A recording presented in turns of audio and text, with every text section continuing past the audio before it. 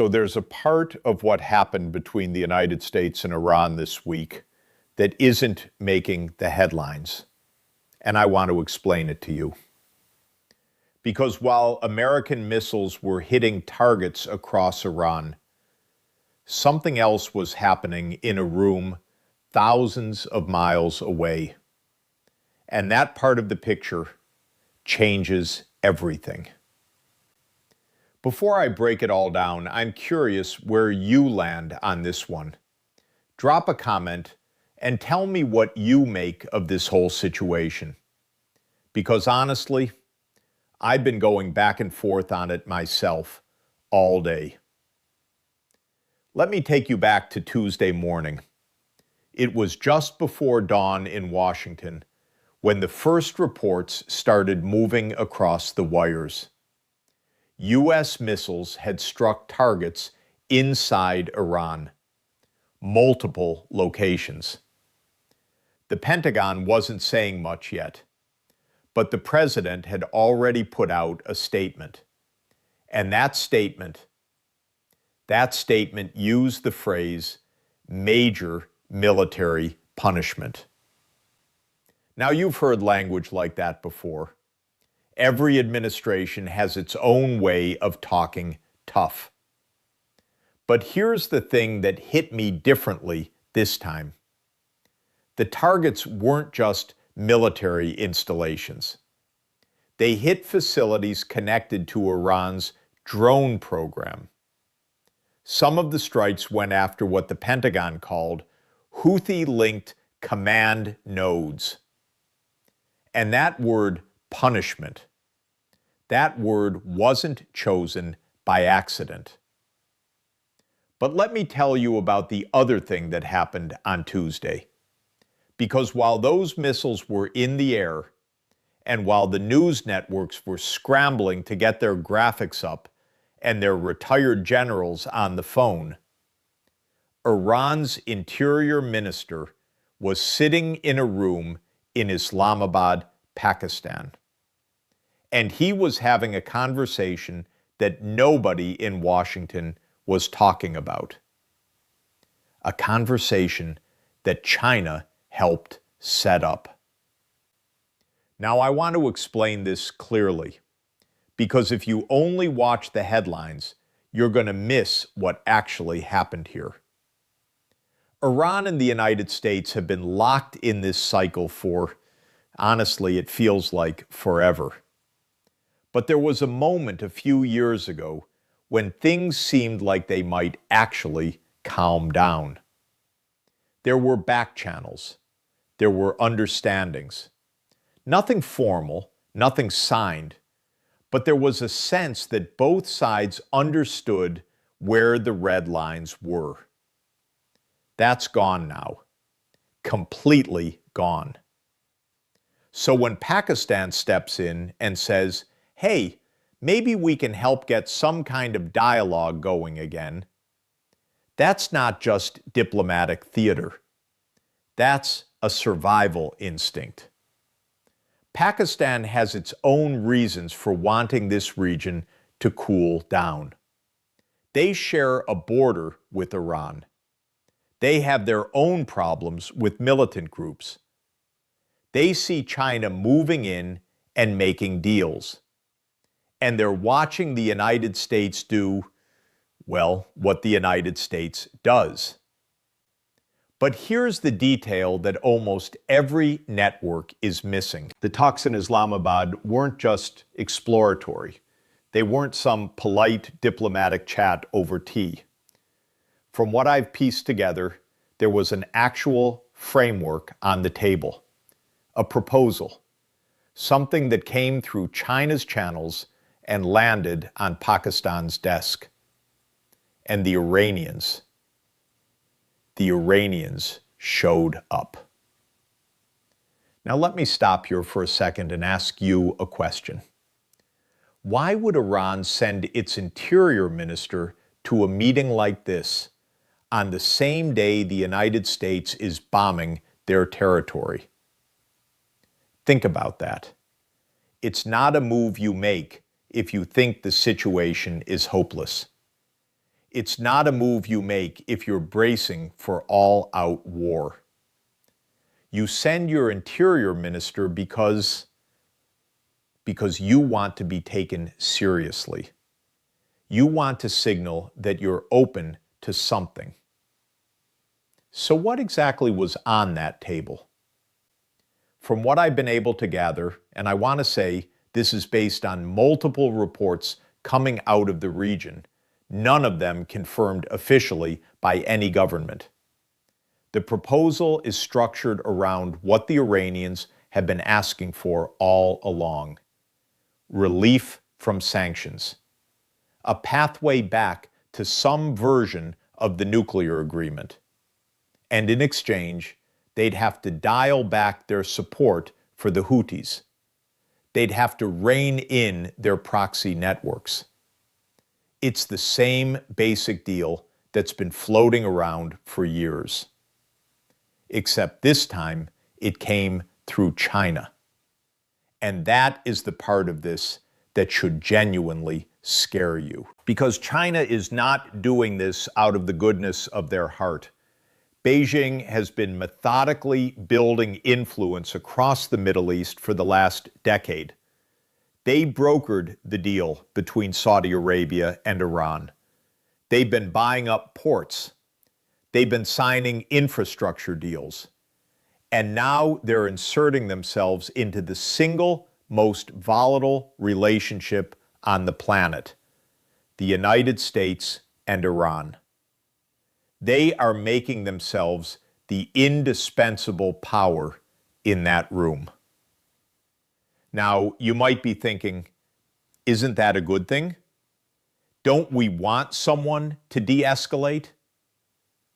And honestly, that thought crossed my mind too. A part of me wants to believe that any dialogue is better than no dialogue. But the more I looked at this, the more I went back through the timeline and tracked who said what and when, the more I realized that we are watching something very dangerous happen in real time. Let me explain. The United States has always been the dominant power in the Middle East. Not always liked, not always right, but dominant. The Gulf states looked to Washington for security. Israel coordinated with Washington. Even Iran, for all their bluster, had to calculate what Washington would do before they made any major move. That's not the world we're living in anymore. When China stepped in and helped broker that Saudi-Iran deal last year, a lot of people in Washington tried to downplay it. They said, oh, it's just a small thing. They're not replacing us. It's just one deal. That was the sound of denial. Because the reality is, China is now the country that can get Iran to the table. Not America, not Europe, not the UN. China.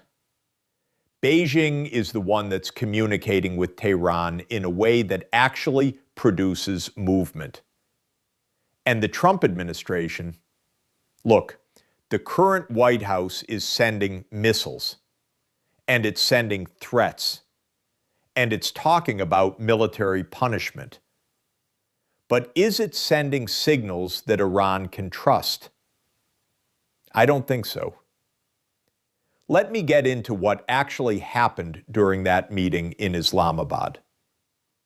According to the reports I've read, the Iranian Interior Minister arrived with a very specific set of talking points. He wanted to know if Pakistan was serious about mediating. He wanted to know if the United States had given any indication, any back-channel signal, that they were willing to explore a new framework. And he wanted to know what China's role would be. He got answers. Not everything he wanted, but enough.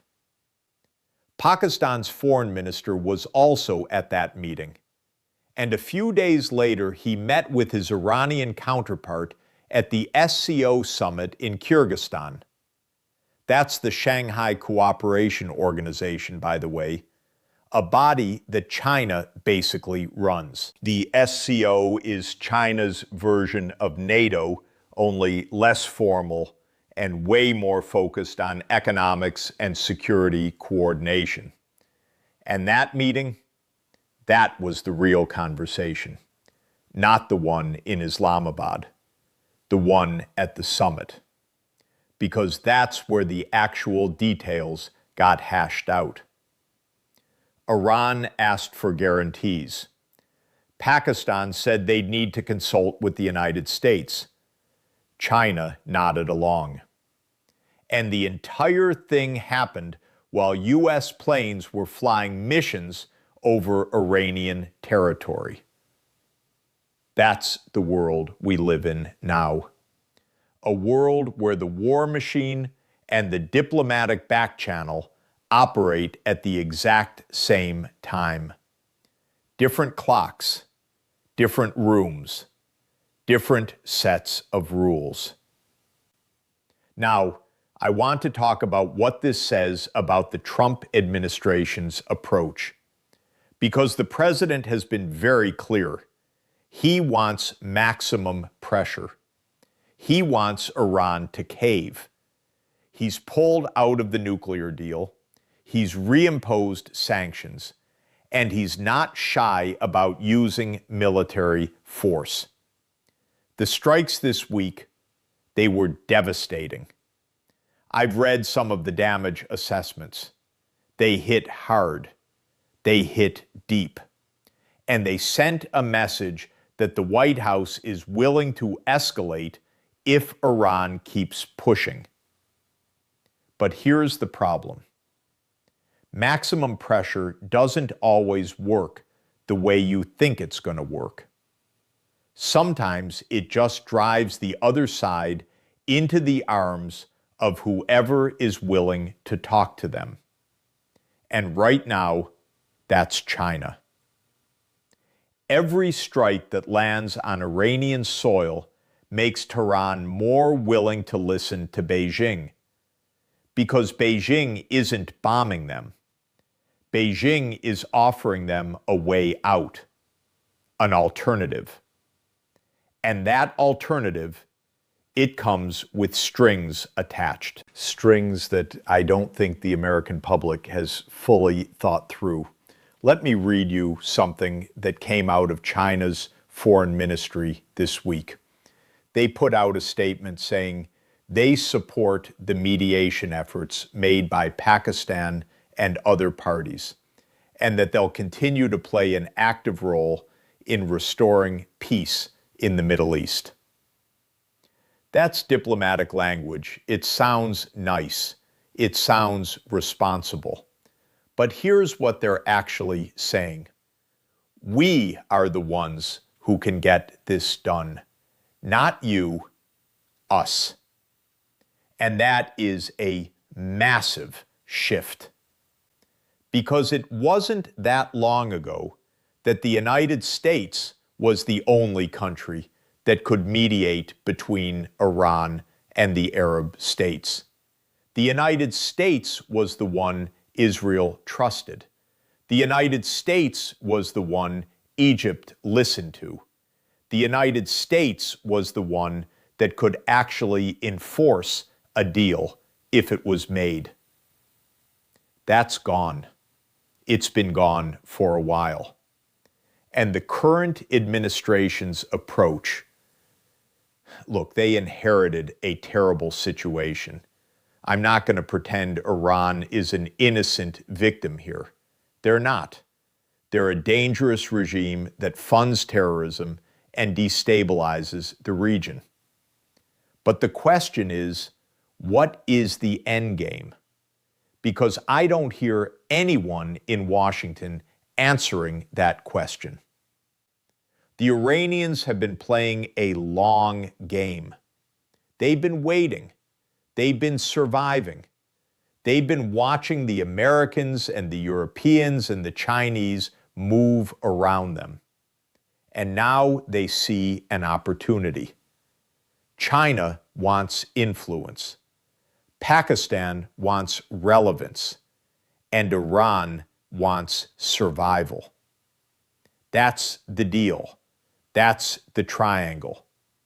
The United States is on the outside of it.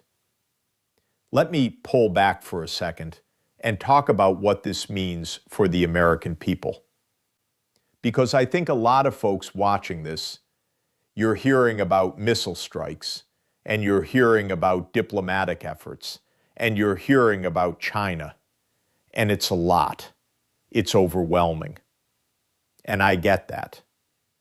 But here's what I need you to understand. When China steps into a space like this, they're not just being helpful.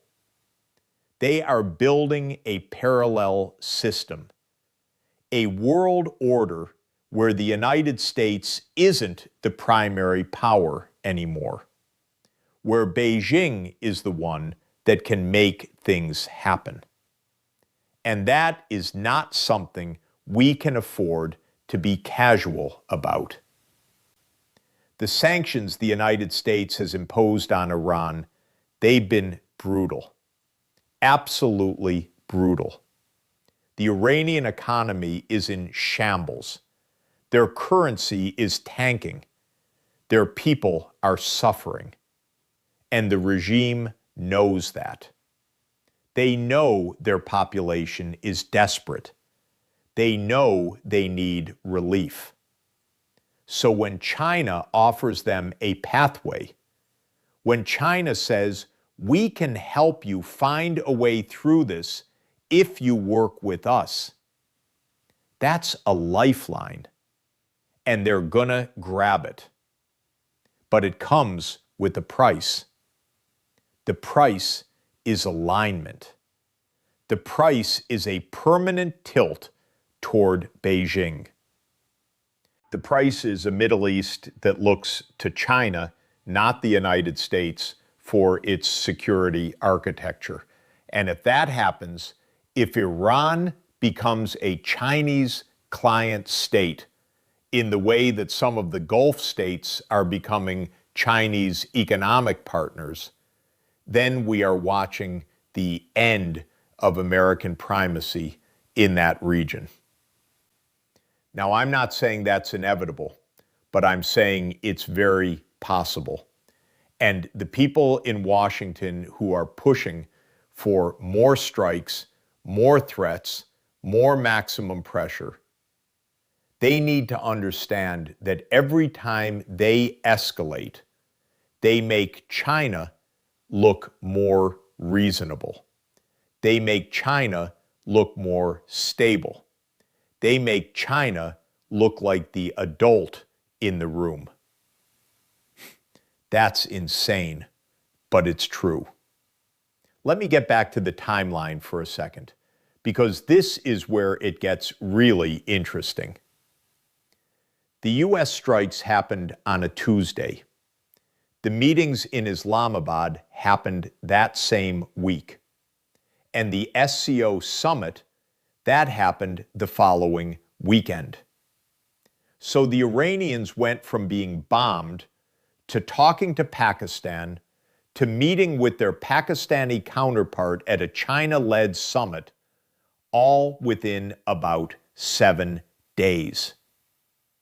That's not a coincidence. That's a choreographed response. Someone, and I think we all know who, someone wanted to send a message that the military option isn't the only option, that there's another table.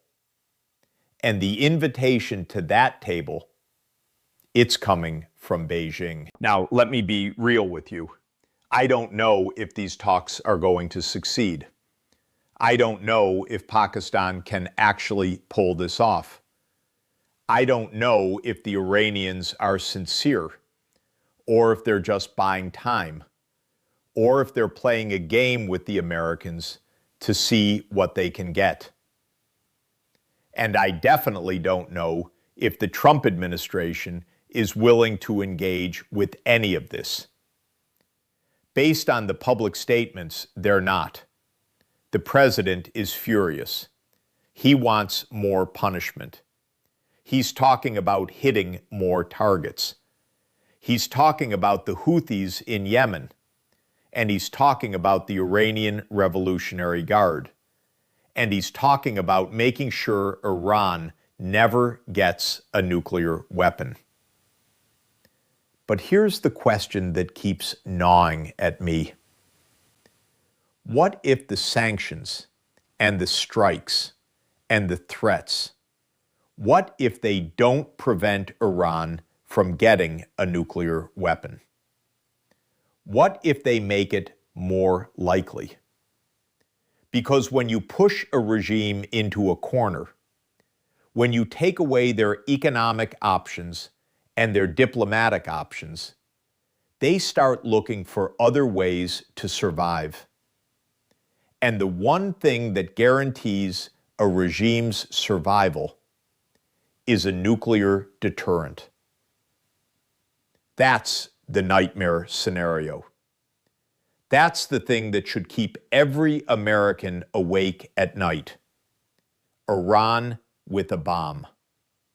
And the current approach, maximum pressure, military punishment, it might actually accelerate that outcome, because it makes the Iranians believe that the only way they can be safe is to have the one weapon that nobody can take away from them. And if they get it, the entire region changes. Saudi Arabia gets one. Turkey might get one.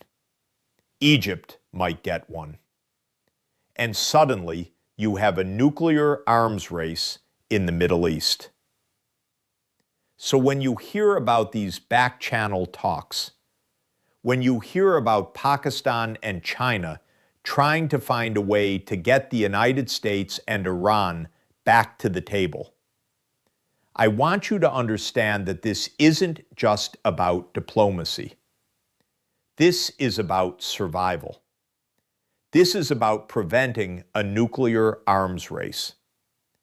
This is about stopping something before it spirals completely out of control. And the United States right now is not at that table. Now let me talk about the regional reaction, because that's also part of this picture. The Gulf states are watching this very carefully. The Saudis, the Emiratis, the Qataris, they don't trust Iran. They never have. And they don't trust the United States as much as they used to. They've seen the U.S. leave Afghanistan. They've seen the U.S. pivot toward Asia. They've seen the U.S. energy independence change its priorities. They know the United States isn't going to stay in the Middle East forever. So they're hedging. They're talking to China. They're talking to Russia. They're building relationships that give them options. And if China actually pulls off a deal between the United States and Iran, if Beijing manages to get both sides to agree to something, then the Gulf states are going to line up to do business with China, because they'll see that China can deliver something the United States can't. Stability, a ceasefire, a way out. That's the real risk here. It's not just Iran. It's the entire region. All of these countries that used to be firmly in the American camp are now looking at China and thinking, maybe we should talk to them too. And the Israeli angle, we can't ignore that. Israel is absolutely petrified. The Israeli government has made it clear that they cannot accept a nuclear Iran. They've said they're willing to use military force to stop it. They've been running sabotage operations inside Iran for years. And now they're watching the United States trade missiles with Tehran. And they're watching China try to mediate. And they're asking the same question everyone else is asking. Who's in charge here? Because if the United States isn't in charge, if China is the one setting the agenda, then Israel's security calculus changes completely. They might decide they can't rely on the U.S. guarantee. They might decide to act alone. And a unilateral Israeli strike on Iran's nuclear facilities, that's a war. That's a full-blown regional war. I know that sounds dramatic, but it's not alarmist. It's the reality of the situation. Every move that's made, every missile launched, every diplomatic back channel opened, it all flows into this one central question. Can anyone stop the escalation? So here's where I land on all of this. And again, I want to be clear. I'm not a policy expert. I'm not some pundit who's been in Washington for 30 years. I'm just a person who follows this stuff closely and tries to connect the dots. And when I connect these dots, I see something that worries me deeply. I see the United States caught in a trap of its own making. The maximum pressure policy, it forces Iran to choose between giving in and losing everything or doubling down and risking war. And when people are faced with that choice, a lot of them choose war. Because giving in feels like dying. War feels like fighting. And I see China stepping into that gap, not because they care about peace, but because they care about power. They care about being the one that everyone comes to. They care about demonstrating that the United States is no longer the indispensable nation. And this is their moment. This is their chance to show the world that they can do what the Americans can't. De-escalate, mediate, solve problems. And the worst part? The worst part is that we're doing their work for them. Every American bomb that falls on Iran makes China look more reasonable. Every threat from Washington makes China look more stable. Every time the United States pulls back from diplomacy, China is right there offering an alternative. We are making them powerful. And we're doing it while we're distracted. So what happens next? That's the question. I wish I had a clean answer for you. I wish I could say, here's the timeline, here's how it resolves, here's who wins and who loses.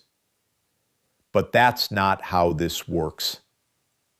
Because the next move, it's going to depend on what happens in a few different rooms.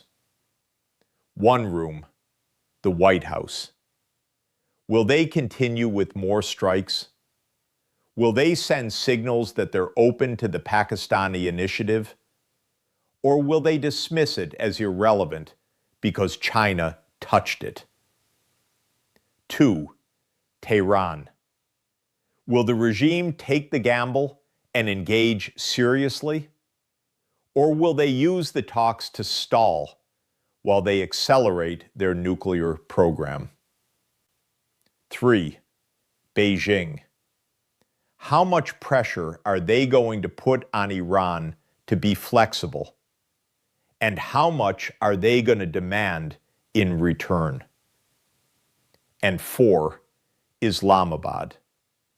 The middleman. The one country that's probably freaking out right now because they're trying to manage two superpowers that are on the brink of war. That's a lot of moving pieces. But here's the thing that I keep coming back to. The American people, you have been told over and over again that the world is a dangerous place. And it is.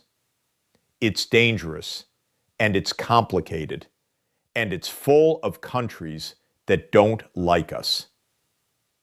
But there's a difference between being dangerous and being deliberately reckless. And the current trajectory, the missile strikes, the punishment rhetoric, the isolation of Iran, it feels reckless to me. Because I don't see anyone in Washington asking the most important question. What do we actually want? Not in a general sense. Not, we want a stable Middle East. That's a bumper sticker. I mean, what do we specifically want from Iran? Do we want regime change? Do we want a new nuclear deal? Do we want to contain them? Do we want war?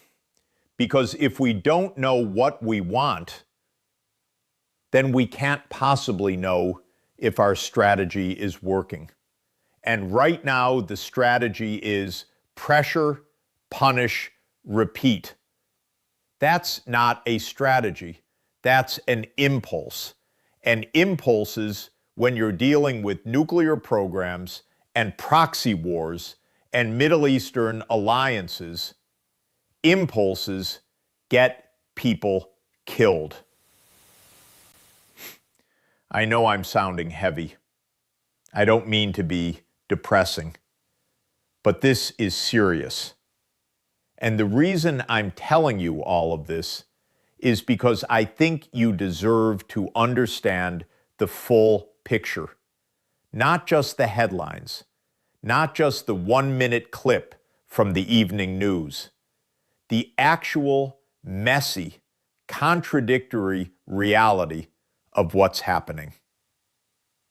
So let me wrap this up by going back to where I started. While U.S. missiles were hitting targets in Iran, a room in Islamabad was hosting a conversation that could change the entire shape of the Middle East. That's not a headline you're going to see on CNN. That's not something the cable networks are going to spend a segment on. But it's real. And it matters. Because it tells us something about where power is moving. It tells us who the new players are. And it tells us that the old rules, the rules that governed international relations for the last 60 years, they don't apply anymore. There's a new game being played. The table has been reset, and the United States, the country that built that table, is sitting at it with fewer cards than it used to have. Now, I'm not saying we should panic. Panic doesn't solve anything. But I am saying we should pay attention. We should be aware. We should understand that the world is changing and that the old assumptions about American power and influence might need to be updated. And I'm also saying the people in Washington need to think about what they're doing, because those missile strikes, those threats, they're not happening in a vacuum. They're happening alongside a diplomatic effort that's being led by China. And every time you choose one over the other, you're making a decision about what kind of world you want to live in. One with more war or one with more diplomacy. I don't know which one we're going to get, but I know which one I'm hoping for. And I think you probably know too. All right, that's where I'm at on this. I'm going to keep following it. And if the situation changes, if we see more movement from Pakistan, or more signals from Beijing, or more strikes from Washington, I'll sit back down and explain it to you. Because I think that's important. I think knowing what's really happening underneath the noise, that's the only way we actually have a say in any of it. Thanks for sticking with me through all of that. I know it was a lot, and I know we covered a ton of ground. But I just felt like you needed to hear the full picture. One last thought before I go, and I want you to really think about this. If China succeeds in brokering a deal between the United States and Iran, if Beijing pulls off what Washington couldn't, what does that say about who's really in charge of the world? Because the answer to that question, it's going to define the next 50 years. I'll be back with more soon. There's a lot more to come on this.